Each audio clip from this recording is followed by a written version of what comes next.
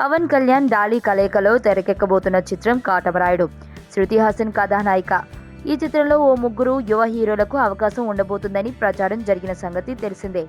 ఇందులో విజయ్ దేవరకొండ ఓ క్యారెక్టర్కి ఎంపికయ్యాడని ప్రచారం జరిగింది. అయితే దీనికి సంబంధించిన చిత్ర బృందం ఎలాంటి అధికారిక ప్రకటన చేయలేదు. ఇప్పుడు ఈ సినిమా వీకీని పరిశీలిస్తే ఓ ముగ్గురు యువ హీరోలు కనిపించారు. విజయ్ దేవరకొండ, సర్వానంద్, నవీన్ చంద్ర, పవన్ కళ్యాణ్ కాటమరాయుడు పేజీలో ఈ సమాచారం ఇచ్చింది వీకీ మీడియా.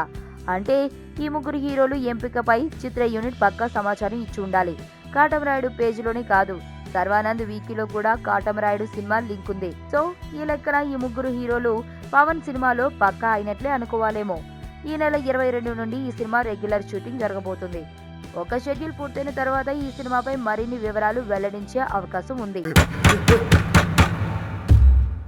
మీ నాన్నకో ఫోన్ చేయవే, ఎక్కడున్నారు? ఏడే మన భుజంగా కనబట్లేదు.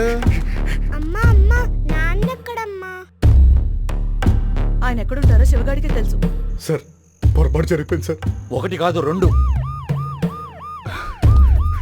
ఎవరికి తెలియకుండా కాపాడు. నాన్న హలో